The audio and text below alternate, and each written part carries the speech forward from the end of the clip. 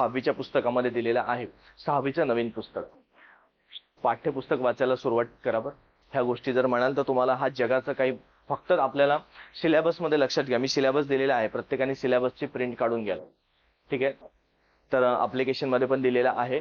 तर तेच सिलेबस तुमच्या डोळ्यासमोर ठेवायचा कधी पण. तर बघा सिलेबसचं काय केलं असतं, त्या सिलेबस मध्ये तुम्हाला पहिल्यांदाच जेव्हा आपण भूगोल ह्या टॉपिक मध्ये जातो तर त्यामध्ये लक्षात ठेवा तुम्हाला अक्षांश रेखांश हा मुद्दा दिलेला आहे.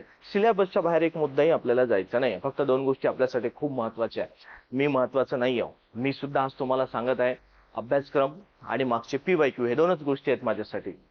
ठीक आहे. आपल्याला काय बरेच मंडळी आजही अभ्यासाला सुरुवात करतात पण त्यांना माहितच नाही राहत काय वाचायचं. तिसऱ्याने एखाद्याने पुस्तक सांगितलं तो वाचत फिरतो. नंतर पुढे गेल्यानंतर एखादी मंडळी मिळतो, त्यानंतर परत सांगतो त्याला की नाही हे नाही हे वाच, तो तोही ते परत वाचत फिरतो.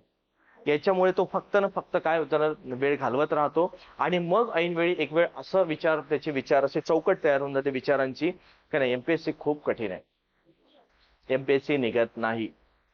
त्यापेक्षा सरळ सरळ शिपाईची बघायची, एखादी चपराशाची बघायची, सरळ सेवा बघायचं आणि पुढे जायचं. पण त्याला ते माहिती नाही MPSC पेक्षा सरळ सेवा शिपाई ही सर्वात जास्त कठीण आहे. कारण ते कॉम्पिटिशन ग्राउंड लेवलला कधी जास्त असतं.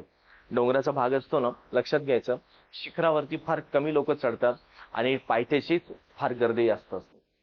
बरोबर. चढणाऱ्यांची संख्या कमी असतात.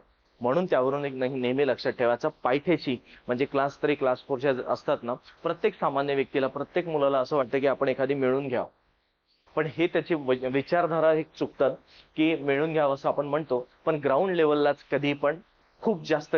आज उदाहरण पोलीस भरतीला किती गर्दी असतात, पण त्या तुलनेमध्ये जर बघायला गेलं तर MPSC ला फार कमी गर्दी राहतात. MPSC ला पण आहे गर्दी, पण कधी ग्राउंडला फक्त प्रिलिमला फॉर्म भरणारे लाखामध्ये फॉर्म भरतात, पण जागा 500 आणि 1000 असतात. म्हणजे तुम्हाला लाखामधून हजारामध्ये यायचं आहे, तेच म्हणजे पूर्व पास करून मुख्यला, आणि मुख्य पास करून तुम्हाला मुलाखतीला किंवा मेरिट लिस्ट मध्ये यायचं शेकड्यामध्ये.